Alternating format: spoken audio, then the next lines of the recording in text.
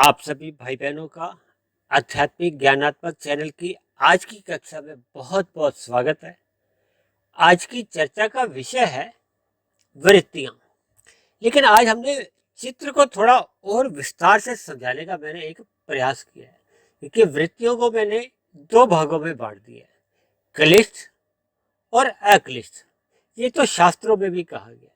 फिर शास्त्रों में जैसा जैसा वर्णन किया गया है ना इन क्लिष्ट वृत्तियों का या अक्लिष्ट वृत्तियों का, मैंने उसको एक चित्र का रूप देकर एक साधारण मनुष्य को समझाने का प्रयास करने जा रहा हूँ। इसलिए देखिए, मैंने क्लिष्ट वृत्तियों के नीचे क्या लिखा हुआ है, एक में नीचे लिखा है कर्माशय और दूसरे में लिखा हुआ है मैंने संस्कार। और कर्माशय में भी देखिए दो और आगे भेद हो जाते हैं, पाप और पुण्य के। देखिए, पाप को मैंने काले रंग से इसलिए दर्शाया कि हमें इनसे बचना चाहिए, और इसके साथ ही जो मैंने देखिए पुण्य कर्मों को एक सफेद रंग से दिखाया।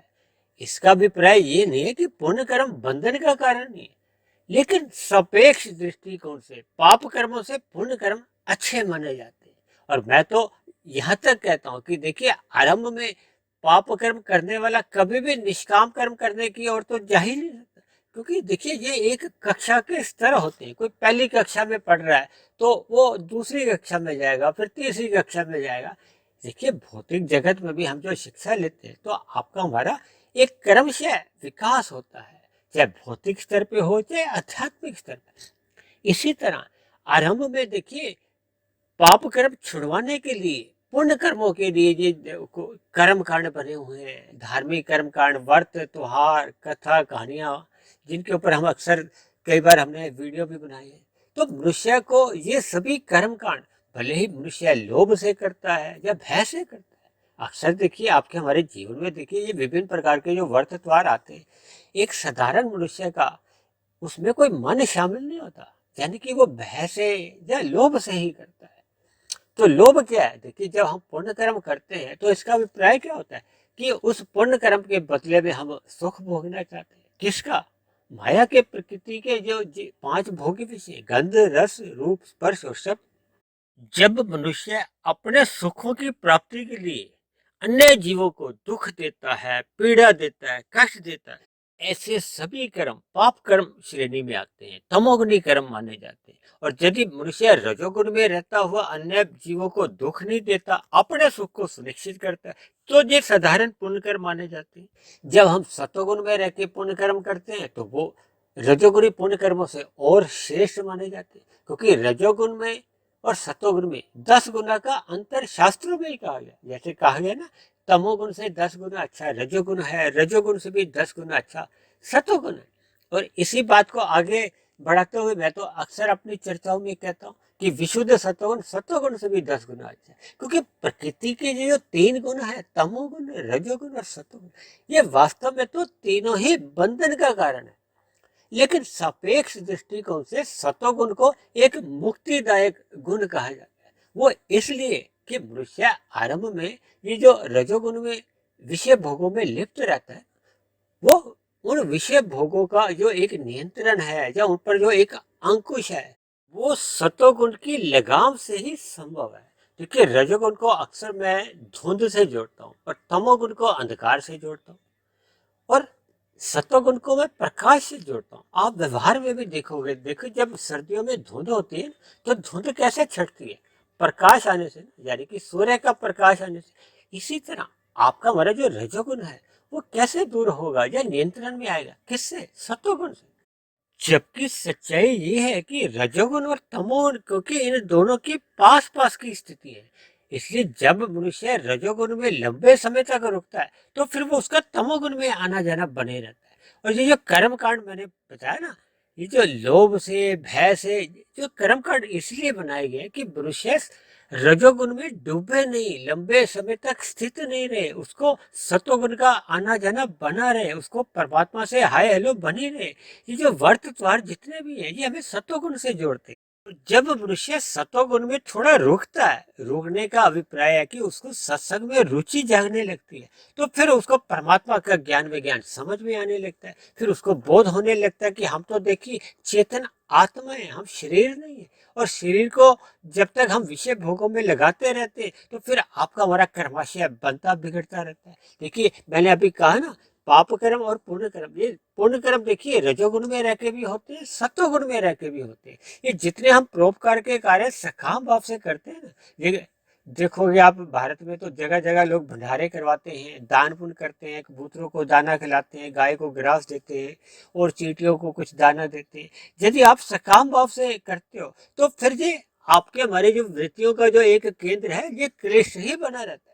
भले ही मैंने कहा ना, पाप से पुण्य कर्म अच्छे माने जाते हैं, पुण्य कर्म में भी राजसी पुण्य कर्म से सात्विक पुण्य कर्म और अधिक अच्छे माने जाते हैं, लेकिन ये सभी के सभी ये क्लिष्ट कहलाते हैं।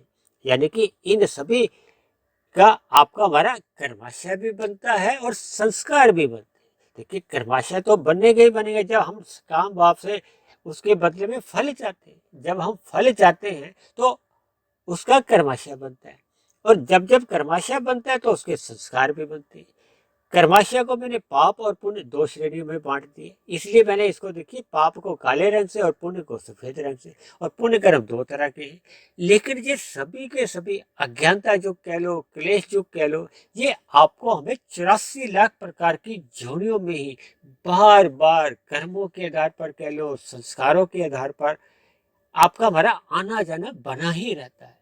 देखिए सापेक्ष दृष्टिकोण से बार बार मैं कहता हूँ कि पुण्य कर्म करने चाहिए, क्योंकि देखिए पाप कर्म तो निष्काम भाव से हो ही नहीं सकते, जबकि पुण्य कर्म देखिए रजोगुण में रह के भी होते हैं, सत्वगुण में रह के भी होते हैं। लेकिन जैसे ही उसका सत्वगुण का जो एक ज्ञान है वो टिक जाता है, जब ज्ञान टिक जाता है तो देखिए टिका हुआ ज्ञान ही फिर आपके हमारी एक विवेक शक्ति को जगाता है।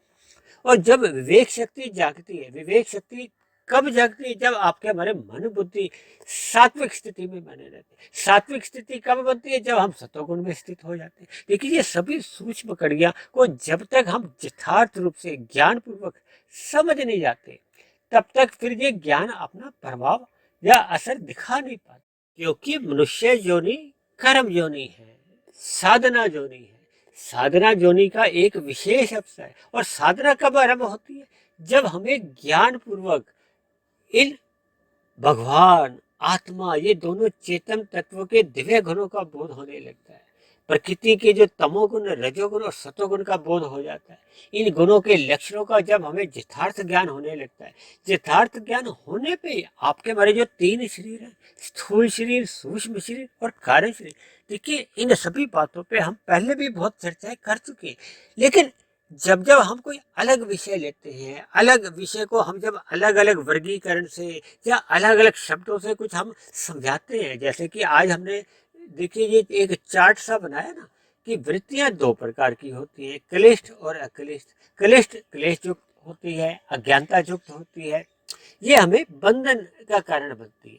और अक्लिष्ट वृत्तियां के नीचे हमने क्या लिखा है? विवेक, और साथ में लिखा हुआ है जमा का निशान, और साथ में लिखा हमने शुभ संस्कार, और उसके नीचे ही हमने लिखा हुआ है माइनस यानी घटा का अशुभ संस्कार, उसको हमने काले रंग से दिखाया।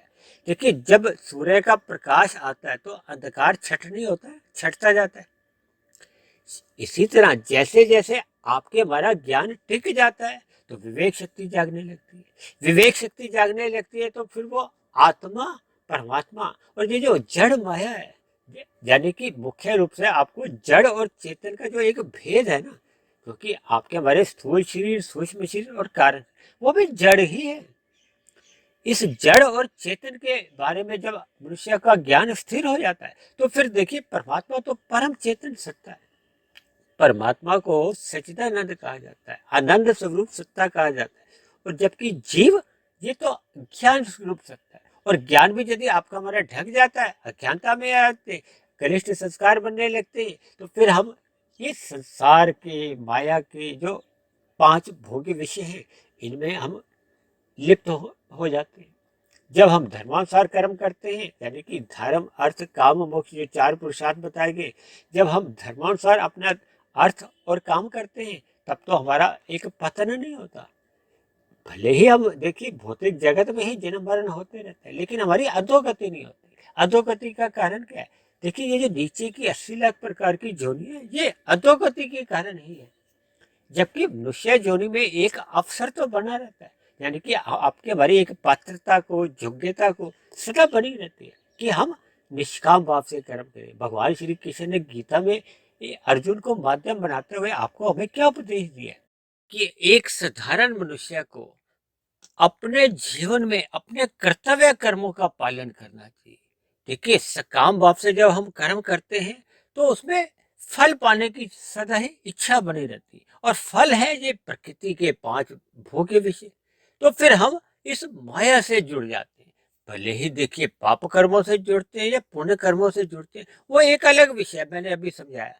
लेकिन जब जब आपको हमें अक्लिष्ट वृत्तियों में जाना है, अक्लिष्ट वृत्तियों को मैंने सफेद रंग से दर्शाया और क्लिष्ट वृत्तियों को मैंने काले रंग से इसलिए तो दर्शाया कि काला रंग क्या दिखाता है? क्लेश का दिखाता है, बंधन का कारण दिखाता है, इससे हमें बचना है।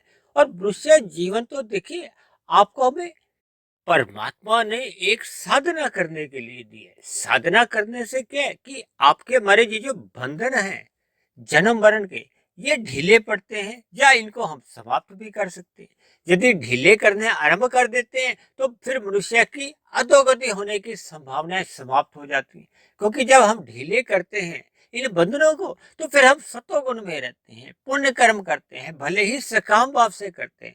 देखिए पुण्य कर्म मैंने कहा ना, सकाम भाव से सतोगुण में रह के होते हैं तो वो अच्छे पुण्य कर्म माने जाते हैं। और यदि पुण्य कर्म साधारण किए जाते हैं तो वो रजोगुणी पुण्य कर्म होते हैं। लेकिन पुण्य कर्मों का कर्माशय भी देखिए पाप कर्मों की तुलना में एक अच्छा माना जाता है। क्योंकि मनुष्य जोनि तो देखिए तभी मिलती है जब मनुष्य की मरते समय, मनुष्य जोनि के मरते समय यदि स्थिति संचित कर्मों में पाप और पुण्य कर्मों की बराबर की स्थिति में कम से कम या पुण्य कर्मों की अधिकता है, तो फिर ऐसी स्थिति में मनुष्य को मरने के बाद फिर नीचे की योनियों में नहीं जाना पड़ता। देखिए एक गणित के हिसाब से आप अपने अपने वर्तमान जीवन पे आप झांकिए। झांकने का अभिप्राय है कि हमारा जो बीता हुआ समय है, किसी का 20 वर्ष है, किसी का 40 वर्ष है, किसी का 60 वर्ष है, उस पर हम चिंतन करें कि वर्तमान मिले हुए मनुष्य जीवन में हमने अपने जीवन में पाप कर्म अधिक किए हैं या पुण्य कर्म अधिक किए हैं। इसका चिंतन भी देखिए तभी हो पाता है कि जब हमें शास्त्रों का ज्ञान होगा कि पाप कर्म किनको कहते हैं, पुण्य कर्म किसको कहते हैं, विशेष पुण्य कर्म कौन से होते हैं, निष्काम कर्म कौन से होते हैं। यदि मनुष्य को इन सभी बातों का यथार्थ रूप से वास्तविक ज्ञान हो जाता है तो फिर मनुष्य इन बातों पे एक सही सही चिंतन करके एक सही निष्कर्ष पर पहुंच सकता है। क्योंकि जब हम मनुष्य योनि में हमने जन्म लिया था तो इसका अभिप्राय क्या माना जाता है कि हम सभी भाई बहनों के संचित कर्मों का कर्माशय ठीक ठीक था। ठीक ठीक का अभिप्राय है कि 50% पुण्य कर्म रहे होंगे कम से कम, और 50% ही पाप कर्म तो रहे होंगे, क्योंकि ये तो मनुष्य योनि की एक पात्रता है। और जब हमें मनुष्य जीवन का जन्म मिला है तो ये पात्रता लेकर तो हम कम से कम आए ही।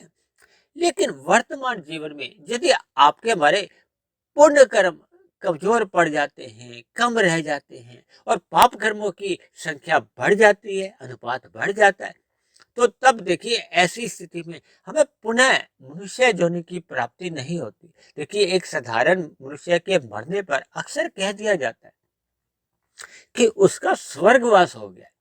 देखिए ये एक शिष्टाचार के नाते ये बातें कह दी जाती है। लेकिन देखिए परमात्मा के यहाँ जितनी भी व्यवस्थाएं बनी हुई हैं वो सिद्धांतों के आधार पर चलती हैं। परमात्मा तो सभी जीवों से प्रेम करते हैं, दया भाव रखते हैं, सभी जीवों को ही सुख देना चाहते हैं। परमात्मा कभी हमें दुख नहीं देते, क्योंकि परमात्मा तो देखिए आनंद स्वरूप सत्ता है। आनंद स्वरूप सत्ता का अभिप्राय होता है कि यहाँ दुख का तो लेश मात्र ही नहीं है। अब जिसके पास जो सी चीज है वो वही चीज तो देगा, यानी कि परमात्मा के पास आनंद है तो परमात्मा हम सबको ही आनंद देते हैं। लेकिन हम देखिए एक चेतन आत्मा है, हम केवल ज्ञान स्वरूप सत्ता है। आनंद स्वरूप सत्ता हम किसी भी दृष्टिकोण से कहे नहीं जाते। जैसे माता पिता भी कभी कभी अपने बच्चों को सुधारने के लिए दंड देते हैं। अंदर से तो देखिए माता पिता भी नहीं चाहते कि वो अपने बच्चों को दंड दे, लेकिन वो दंड देने का विधान इसलिए बना हुआ है ताकि बच्चे और बिगड़े नहीं और अन्य बच्चों पे एक अच्छा एक प्रभाव पड़े। इसी तरह ये प्रकृति की भी जो एक व्यवस्था है 84 लाख प्रकार की जोनियों में, जिसमें 80 लाख प्रकार की जोनियां देखिए दंड रूप में क्या इशारा करती है। देखिए मैंने बताया ना, हमारे घरों के आसपास जितनी भी जोनियां हैं, 80 लाख प्रकार की जोनियां तो देखिए आपके हमारे घरों के आसपास नहीं है। लेकिन जितनी भी जोनियां हम अपने घरों के आसपास, ये देखिए पेड़ पौधे हैं, कीड़े मकोड़े हैं, कीट पतंगे हैं, पक्षी हैं, पशु हैं, इनमें काफी जोनियां तो हम देखिए आपके अपने घरों के आसपास ही देखते हैं। इनके जीवन का यदि आप हम चिंतन करें तो आप हम सोच सकते हैं कि ये देखिए सभी के सभी नीचे की जोनियों के जीव दंड भोग रहे हैं, दुख भोग रहे हैं। ये तो परमात्मा की असीम कृपा है, दया भाव है कि परमात्मा ने उन सभी जीवों को क्रमशः अचेत रखा है। अचेत इसलिए रखा है ताकि उनको अपने अपने जीवन के दुख भोगते समय पीड़ा नहीं हो, कष्ट नहीं हो, उनको महसूस नहीं हो कि वो दुख भोग रहे। जबकि परमात्मा ने देखिए मनुष्य योनि पाकर हम सब भाई बहनों को एक विकसित बुद्धि दी है ताकि हमें बोध रहे कि दुख क्या है, सुख क्या है, आनंद क्या है। क्योंकि भौतिक प्रकृति को द्वैत कहा जाता है, जहाँ सुख और दुख दोनों स्थितियां कर्मों के आधार पर सभी मनुष्यों को, अन्य जीवों को भी मिलती है। देखिए हम मनुष्य योनि में जैसे जैसे कर्म करते हैं वैसा वैसा कर्माशय बनता है। कर्माशय के बारे में अभी हमने विस्तार से समझा ही दिया। अब हम बात करते हैं कि क्लिष्ट वृत्तियां रहने के साथ साथ आपके हमारे जितने भी नए संस्कार बनते हैं, देखिए यहाँ दो स्थितियां समझ लेनी आवश्यक है। एक तो ये जो वृत्तियां आपके हमारे मन में आती हैं, देखिए वृत्तियां का अभिप्राय होता है विचारों से, फुर्नों से। ये दो प्रकार की होती है। एक तो जो पहले के आपके हमारे कारण शरीर में जो संस्कार बने हुए हैं, उन बने हुए संस्कारों से जो वृत्तियां उत्पन्न होती हैं या आपके हमारे मन में विचार आते हैं, जब फुरने जागते रहते हैं, उनको स्मृतियां कहा गया है। हालांकि संक्षेप में इनको वृत्तियां नाम ही दिया है, लेकिन जो पहले के बने हुए संस्कारों से जो वृत्तियां उठती हैं उन्हीं को ही स्मृतियां कहा जाता है, क्योंकि वो देखिए पुराने बनी हुई से हमारे याद आती है। और दूसरी जो नई वृत्तियां बनती हैं, देखिए नई वृत्तियां जब हम कर्म करते हैं या विषय भोगों को हम भोगते हैं, ये जो 5 भोग विषय हैं, इनको चाहे हम भोगते हैं या इनके लिए हम जो कर्म करते हैं, इनसे फिर नई वृत्तियां उत्पन्न होती हैं। ये नई वृत्तियां उत्पन्न होने पे फिर ये संस्कार रूप में फिर अंदर संस्कार बनते हैं। तो ये जो सिलसिला है कर्मों का, संस्कारों का और वृत्तियों का, ये एक चक्र सा बढ़ जाता है। इस चक्र में देखिए नई वृत्तियां भी उत्पन्न होती हैं, पुरानी वृत्तियां या स्मृतियां बने हुए संस्कारों से उत्पन्न होती है।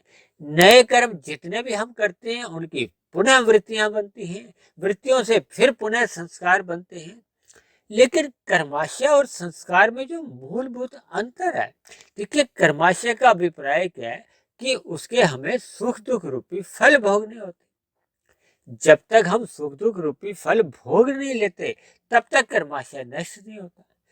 देखिए सुख रूपी फलों को तो आप और हम त्याग कर सकते हैं, यानी कि जो हमने पहले कभी सकाम भाव से पुण्य कर्म किए थे, अब उनका जब हमें फल मिलता है तो हम उनको त्याग कर सकते हैं, अन्य कमजोर प्राणियों में दे सकते हैं, चाहे वो मनुष्य हो चाहे प्रकृति के अन्य जीव हो।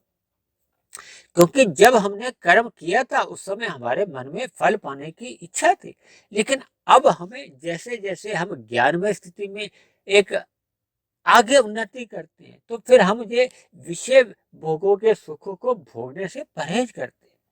क्योंकि ये जितने भी विषय भोगों के सुख भोगे जाते हैं, ये फिर आपको हमें क्रमशः अचेत करते हैं। अचेत का अभिप्राय देखिए, आपका हमारा जो आध्यात्मिक ज्ञान है वो थोड़ा धूमिल होने लगता है और दूसरी बात देखिए, आप महसूस करोगे ना, जब जब आप राशि भोजन, गरिष्ठ भोजन अधिक कर लेते हो, विशेष रूप से देखिए विवाह शादियों में, कोई समारोह में हम जब अधिक भोजन करते हैं और गरिष्ठ भोजन करते हैं, तो हम स्थूल शरीर के स्तर पर भी क्रमशः अचेत होने लगते हैं।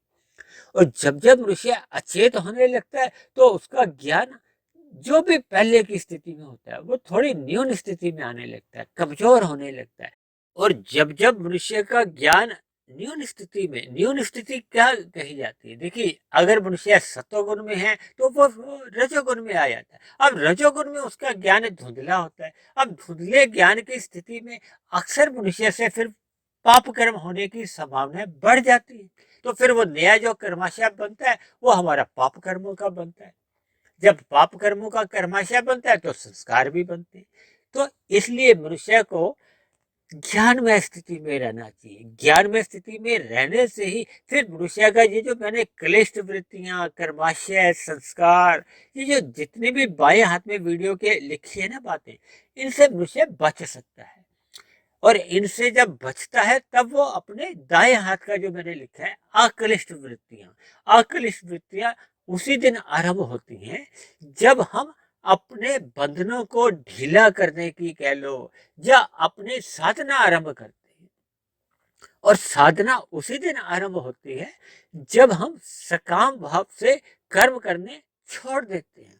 देखिए, सकाम भाव से जो हम अपने स्थूल शरीर की आवश्यकताओं की पूर्ति के लिए कर्म करते हैं, उनका भी देखिए वो शास्त्रों में निष्काम भाव ही समझा जाता है। लेकिन हम विषय भोगों का सुख प्राप्त करने के लिए हम फिर कर्म नहीं करते। फिर हम अपने कर्तव्य कर्मों को ईमानदारी से निभाते हैं, हम ज्ञान में स्थिति में रहते हैं।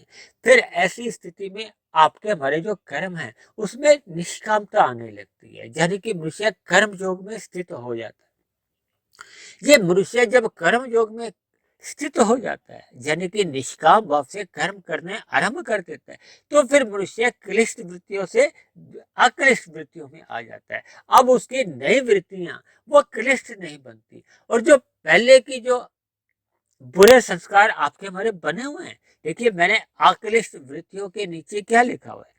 विवेक शक्ति। फिर साथ में लिखा है मैंने जमा का निशान शुभ संस्कार। फिर मैंने नीचे लिखा हुआ है घटा का निशान अशुभ संस्कार। इसका मतलब क्या है? यहाँ एक बात और ध्यान देने योग्य है। देखिए, अक्लिष्ट वृत्तियों के नीचे हमने विवेक के साथ जो हमने जमा का निशान शुभ संस्कार लिखे ना, इसका अभिप्राय क्या है कि जैसे जैसे हमारी विवेक शक्ति बढ़ती है, देखिए विवेक शक्ति कब बढ़ती है? जब मनुष्य की सात्विक बुद्धि बनी रहती है। सात्विक बुद्धि का अभिप्राय होता है कि परमात्मा ने आपको हमें जो मन और बुद्धि यथार्थ रूप में, रचनात्मक रूप से तो देखिए सात्विक ही दी थी। वो तो हम जब विषय भोगों पे लिप्त होते हैं, या अपनी इंद्रियों के कारण विषय भोगों में लिप्त होने लगते हैं, तो फिर आपकी हमारी बुद्धि सात्विक से राजसी स्थिति में आ जाती है। और जब हम विषय भोगों की प्राप्ति के लिए ही अन्य जीवों से चतुराइयां करते हैं, हेरा फेरी करते हैं, छल कपट ठगी करने लगते हैं, तो फिर आपकी हमारी वही बुद्धि फिर वो तामसी बन जाती है। तो ये बुद्धि की ये तीन स्थितियां, तामसी, राजसी और सात्विक। लेकिन विवेक शक्ति केवल और केवल सात्विक बुद्धि के रहते हुए ही जागृत होती है। ये विवेक शक्ति जागृत होने से ही ये जड़ और चेतन के बीच का जो एक अंतर है, भेद है, वो मनुष्य को समझ आता है। क्योंकि भौतिक प्रकृति के जितने भी विषय भोग हैं, क्योंकि भौतिक प्रकृति तो अपने आप में ही जड़ कहेगी, चाहे तमोगुण है, चाहे रजोगुण है, चाहे सतोगुण है। इनमें हम जितने भी जो परिवर्तन देखते हैं, वो तो परमात्मा की ब्रह्म शक्ति द्वारा इन जड़ तत्वों में एक चेतनता लाई जाती है, जिसको आप और हम प्रकृति के परिवर्तन के नाम से जानते हैं। जिसके फलस्वरूप गुण अपने लक्षणों के आधार पर, अपने स्वभाव के आधार पर वो कार्य करते हैं। देखिए, तमोगुण एक अलग उपकरण है, रजोगुण एक अलग उपकरण है, सत्वगुण एक अलग उपकरण है। तमोगुण को देखिए पदार्थों से जोड़ा जाता है, रजोगुण को क्रिया से जोड़ा जाता है, और सत्वगुण को ज्ञान से जोड़ा जाता है। उदाहरण के लिए देखिए, आपके हमारे घरों में फ्रिज है, उसका अलग स्वभाव है, और गीजर का अलग स्वभाव है। गीजर और फ्रिज में बिजली का प्रवाह तो एक जैसा ही आता है ना, लेकिन फ्रिज पानी को ठंडा करता है, बर्फ के रूप में जमा देता है। और जबकि गीजर एक साधारण जल को एक गर्म कर देता है। देखिए, हम सर्दियों में गीजर ऑन करते हैं किस लिए? कि हम गर्म पानी से नहाते हैं। गर्मियों में हम ठंडा ठंडा पानी पीते हैं, तो वो फ्रिज का पानी पीते हैं। तो इन स्थितियों में हमें समझना होगा कि ये जो तीनों गुण है, तमोगुण, रजोगुण और सतोगुण, ये अपने अपने लक्षणों के अनुसार ये क्रियाशील होते हैं। लेकिन परमात्मा की ब्रह्म शक्ति द्वारा इनमें एक क्रियाशीलता लाई जाती है। जैसे फ्रिज और गीजर में बिजली का प्रवाह आने से वो अपने अपने स्वभाव के अनुसार कार्य करते हैं, वैसे ही ये गुण अपने अपने स्वभाव के अनुसार कार्य करते हैं। ऐसा क्यों कहा जाता है कि मनुष्य को अपने मिले हुए जीवन में सत्संग करना चाहिए? क्योंकि सत्वगुण का संग अधिक होने से फिर आप और हम ज्ञान में स्थिति में रहते हैं। और यदि हम रजोगुण में आ जाते हैं तो फिर हम भाग दौड़ करते रहते हैं विषय भोगों के लिए। और इसी तरह जब मनुष्य विषय भोगों की प्राप्ति के लिए अन्य जीवों से छल कपट ठगियां करता है तो फिर वो तमोगुण में गिर जाता है। देखिए, ये प्रकृति के जो तीन गुण हैं, तमोगुण, रजोगुण और सतोगुण, जिस पर लगभग हमारी प्रतिदिन ही कहीं ना कहीं चर्चा होती रहती है, तो इन गुणों को हमें यथार्थ रूप से समझना चाहिए। यदि हम अपनी आध्यात्मिक उन्नति चाहते हैं, यदि हम अक्लिष्ट वृत्तियों में ही अपने जीवन को लगाना चाहते हैं, तो फिर हमें सत्वगुण का अधिक संग करना होगा। सत्वगुण में रहने का अपना स्वभाव बनाना होगा। सत्वगुण का रहने का स्वभाव का अभिप्राय है कि हमें ब्रह्म मुहूर्त का संग करना होगा। ब्रह्म मुहूर्त का संग करने के लिए हमें रात को जल्दी सोना होगा। रात को जल्दी सोने से फिर सहज ही प्रकृति के जो तमोगुण का जो एक वासना रूपी समय होता है, उससे मनुष्य बच जाता है। यानी कि तमोगुण के दूषित प्रभाव से हम बच जाते हैं। और सतोगुण के जो एक शुभ प्रभाव है, देखिए, सूर्य निकलने से पूर्व का जो 2 घंटे 40 मिनट का समय होता है, ये ब्रह्म मुहूर्त कहलाता है। ब्रह्म शब्द परमात्मा के लिए आता है, मुहूर्त शब्द को समय से जोड़ा जाता है। इसलिए हमें इस समय में साधना आरंभ करनी चाहिए, हमें शास्त्रों का अध्ययन करना चाहिए, या ऐसे ही मेरे जैसे भाई बहनों की जो भी सात्विक वीडियो होती है उनको सुनना चाहिए। किसी भी तरह से, प्रत्यक्ष रूप से या अप्रत्यक्ष रूप से, हमें साधना करनी चाहिए, ताकि आपके हमारे जीवन में, दिनचर्या में सात्विकता बढ़ने लगे। सात्विकता बढ़ने लगने से ही फिर हमें जड़ और चेतन का यथार्थ ज्ञान समझ में आने लगता है, जिसके फलस्वरूप आपके हमारी दिनचर्या एक सकारात्मक दिशा लेने लगती है। सकारात्मक दिशा क्या है? देखिए, मनुष्य जो दिन भर रजोगुण में धन कमाने के लिए जो भाग दौड़ करता रहता है, फिर उस भाग दौड़ में एक मर्यादा आ जाती है। यानी कि हमें अपने जीवन में आवश्यकताओं को सीमित रखने की एक प्रेरणा मिलती है, जिसके फलस्वरूप मनुष्य रजोगुण का संग एक मर्यादा में करता है। जब हम मर्यादा में रहकर केवल अपनी आवश्यकताओं की पूर्ति के लिए ही कर्म करते, तब ऐसी स्थिति बनने से मनुष्य के पास सत्संग का कह लो, सतोगुण का कह लो, या परमात्मा से जुड़ने का अधिक समय बचता है।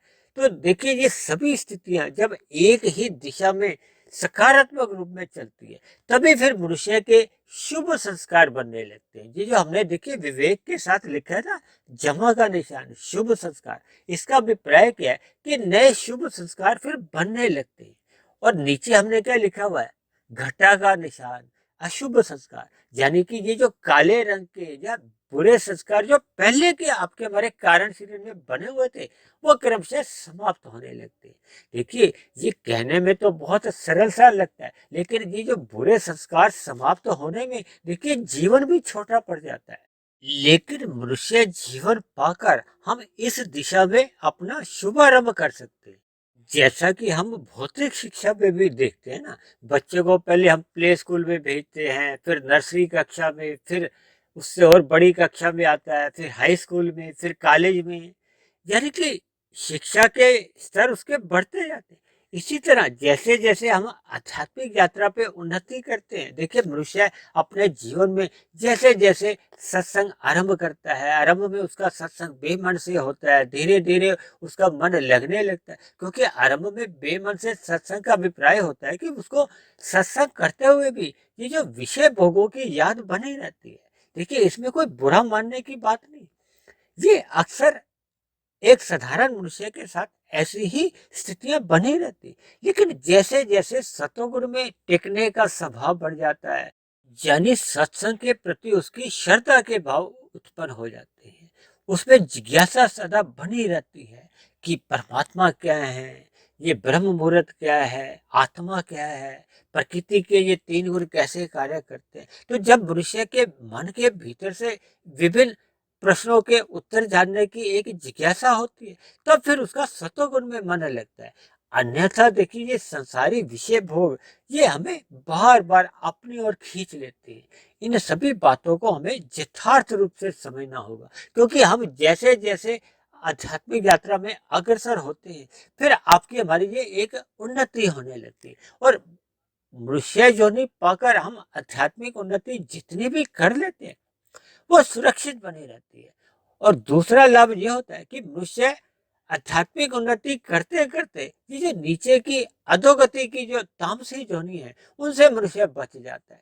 क्योंकि जब मनुष्य रजोगुण में ही एक मर्यादा में रहता है और सतोगुण में रहने का अपना स्वभाव बना लेता है, तब ऐसी स्थिति में तमोगुण एक बहुत ही अलग स्थिति होती है। तो फिर मनुष्य पाप कर्मों से भी बचा रहता है, क्योंकि तमोगुण 1 की स्थिति है, रजोगुण 10 की स्थिति है और सतोगुण 100 की स्थिति है। और जब मनुष्य आध्यात्मिक यात्रा पे निकल जाता है, तब उसकी स्थिति 100 से 110 की, 130 की, यानी कि बढ़ने लगती। और जैसे जैसे वो इस आध्यात्मिक यात्रा पे उन्नति करता है, तो फिर देखिए तमोगुण तो 1 की स्थिति है, तो फिर 1 और 110 का, 140 का, 170 का, जैसे जैसे हम आगे बढ़ते जाते हैं, तो फिर तमोगुण की स्थिति तो बहुत दूर रह जाती है।